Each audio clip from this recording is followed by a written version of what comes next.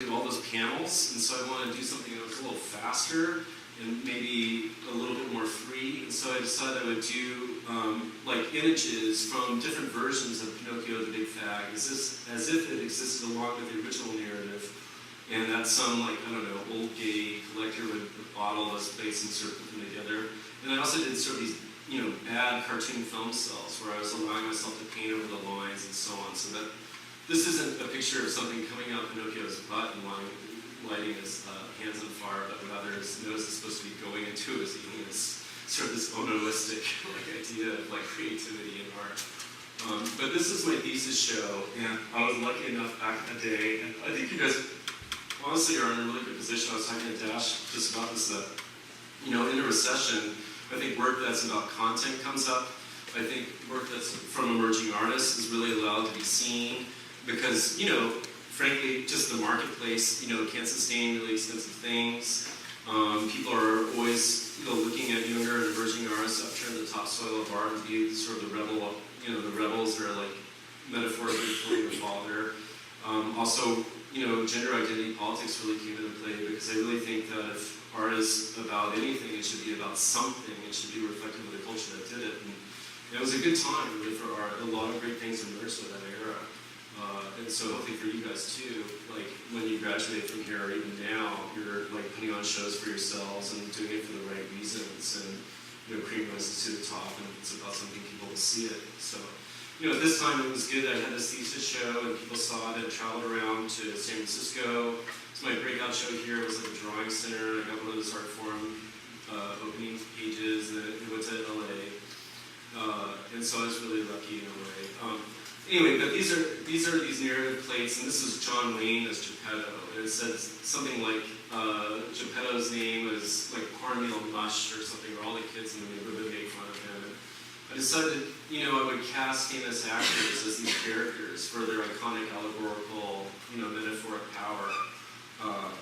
And plus, they were great models because they were already in a magazine. I think, I grew up in college thinking about like Degas as a misogynist cannibal, and I didn't really want to paint people from real life because I didn't want to consume them and then spit out my own version, and rather I was painting porn stars or people who were printed in magazines. They were already, objectified in a way, and if I was going to render them, I wasn't like putting any other like unfortunate, subjugation to put them through, but rather like speeding through those filters and having them, remain still on a two-dimensional plane, and so it's easier to draw and paint.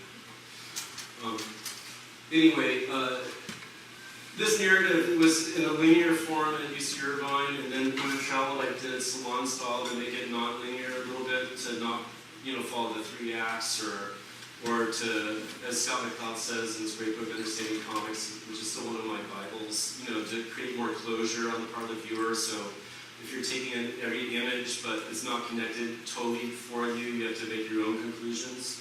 And if you're actively working for the part of the content, it'll come out better. So anyway, Pinocchio is born, he feeds Geppetto to find his way, he encounters giant serpents. If you've ever read the original C. Collodi version, it's really wild and visionary, and he talks a lot, I think, more emphasize the animals, not just Jimmy Cricket. This is the senator began screaming off with his nose. This was the time that Jesse Helms was making a big stink about the NEA, and Clinton was don't ask, don't tell. And working at Miller before grad school, they showed Mapplethorpe, and people liked that. And so I really experienced the idea of that sort of, politicians using art for vehicles for their own power and preying on the ignorance of people, and in the meantime censoring art, which is really terrible and something we're still suffering about today. He sees Montgomery Clift. This is Monty Pigeon who lived in a cliff. Montgomery Clift, as you guys know, probably was one of the first gay out actors and had sex with hustlers and so on, but then came to a sorry end due to alcoholism and maybe self-hatred, even though sort of admitted method acting.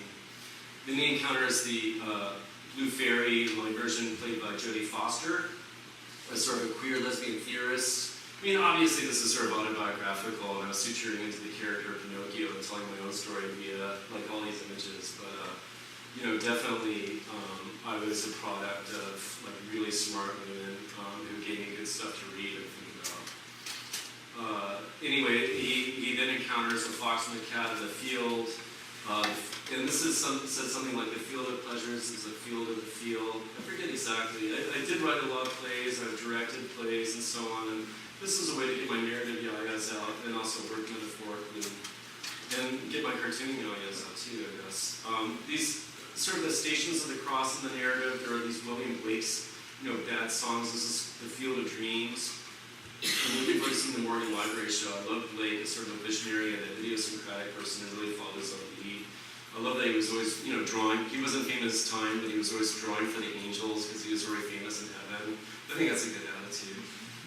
I wish I could read these lyrics to you, but it would take too long. But trust me, they were like cheesy and kind of funny and kind of bad, but in a good way. And then the fox and the cat are cops. They capture Pinocchio. They string him up to a tree, and he's saved by Jodie Foster, coming from Yale, reading Ginger Trouble. Sorry. Then he encounters Lampwick in the field. This is Keanu Reeves as Lampwick, and it says Lampwick was the laziest boy in school.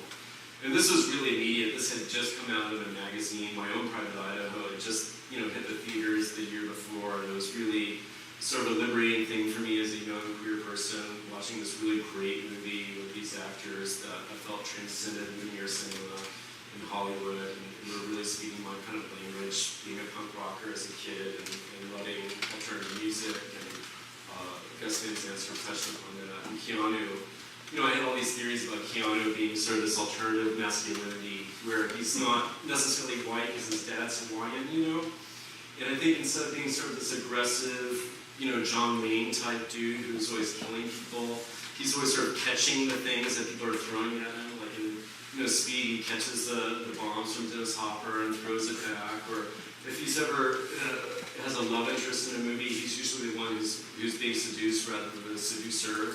And so, beyond orientation, I felt like he was like a really interesting idea of masculinity for my generation, sort of a slacker masculinity. And being a notoriously, in quotes, bad actor, I felt he was our sort of conduit into Shakespeare and so on, because he was so bad in a way that I could kind of understand it, or, I don't know, if Philip Justin was an actor, would he be Keanu Reeves? They go to the Island of Pleasure, and then they turn into these donkeys, which for me became like sort of a metaphor for AIDS, obviously, or being abject but accepting one another within that abjectness. And at the end it says, "Beware of patriarchy, Pinocchio the big fag is here."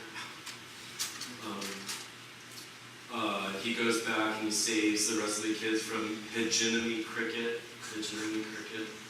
Sorry, but it's good. I didn't become a comedian. And then this was the end where it was sort of this William Blake song called "The Sick Rose," but he's sort of, being the viewer, but having a fun time doing it in this anthropomorphized rose. This had sort of this false happy ending, kind of a Shakespearean comedic happy ending, where it feels that things were sort of tied up and yet they were loose enough. And there was some misery involved and definitely melancholy, and I was hoping that it wasn't hitting me over the head with like feel-good, I'm blank politics, but rather exposing what those politics are and maybe moving through them.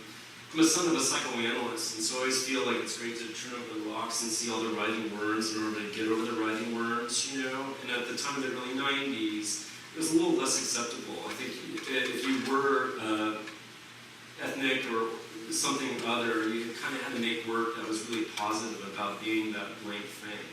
And I think that luckily for previous generations, my generation and definitely your guys' generation benefits for being able to make sort of messier things, where you could sort of get to the nook and crannies. Now that more people have been led into the system, we already know what the PC politics are. It's interesting to complicate those and make them a little messy, so you have to think about them more.